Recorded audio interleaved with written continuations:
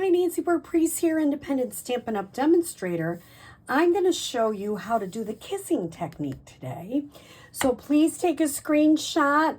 Here's my email, my website if you need to order anything, February host code, and my social media. So I don't think I've ever done a video about the kissing technique. So I thought, well, it's about time. I kind of looked through, this is a new online exclusive. This is a set that's already in the annual catalog. And here's a set I have hardly used. So I decided I'm going to use Planted Paradise because it has some solid images which are great for the kissing technique. I love this and I love bringing it to classes because there's so many sayings to choose. And this is just, I'm beginning to really love this set. So how do you do this? Well, here you can take a screenshot of the measurements you need. I'm using thick basic white for my outside, 5.5 by 8.5, scored at 4 1/4. And I'll make sure I got a nice score line there. This is some of the Bloom Impressions DSP, if I can get it. It is 4 by 5 1/4. If you choose, you could do either side. It's really quite pretty. This time, maybe I will do that side. This is 4 by 5 1/4. And I can go ahead and put that on the outside of my card. And we'll see if we like which one better. I don't know. We'll find out. Then I have an inside and a mat for the inside. I just thought it would be pretty to have that peach mat. So I'm going to start doing my inside first. I'm just using 2 from Planted Paradise. I'm using 2 stamp sets. I'm using Peach Pie, which is a new in color. I should say it was a new in color in 2024. We'll have some new ones, which I'm excited to see. Now, I'm okay with that, but if that bothers you, I would say really ink it up really, really well. So let me just see if I can do a better job on the other side. Ink, and then really hold it down and push for a minute so that everything... Yeah, that's a better image. So that's probably a better way to do it. Sometimes I get moving fast and I don't do so great. This is Lemon Lime Twist, same thing. Just gently tapping to really get it inked up. And I'm going to line that up and I'm going to hold for a second. And there we go. Then... on the inside, because I'm making this a birthday card, and this is all from Unbounded Love, I am adding the greeting, "May all your dreams come true." Simple, I'm just using Memento Black for that. I'll go ahead and adhere that to my mat,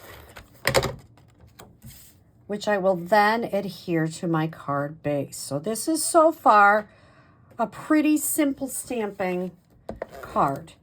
And sometimes those are my favorites, I'll be honest with you. I really enjoy that. Okay, there we go. So now we're ready for the kissing technique.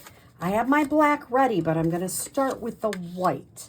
And the first thing I'm going to tell you is to have your chamois handy, because you really need to, every time you use something, you really need to clean it. So we're going to first, and I always have to think this through, I'm going to start with the pot in orange. So once again, I'm going to really ink it up and have it waiting for me. Then I'm going to ink up, I got lots of stamps here, the saying, which I can't read what it is. I wished I knew what it is. I'm not sure. It's just kind of random words.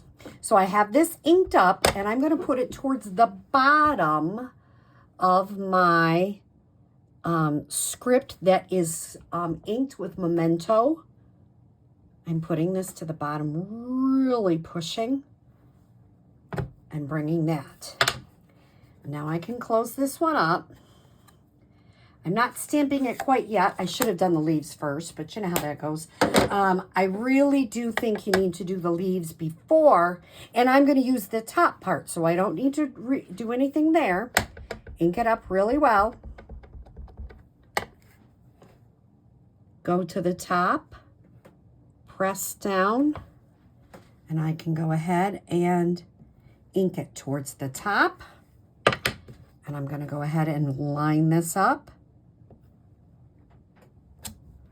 And see, I probably let it go too long because I got a little white spot. What can you do when you have a little white spot? Well, sometimes I can put a gem there. Other times, if that bothers me, I can get a little bit of a blending brush, which I will have ready in case you come to my class. Let me put that up there a little bit. And I will just lightly fill that in.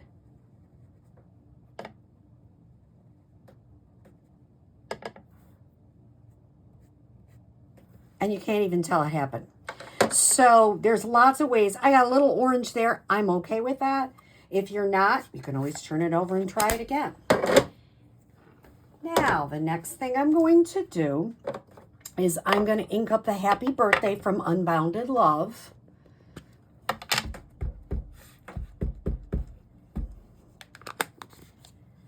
And I'm going to stamp that relatively close to the pot.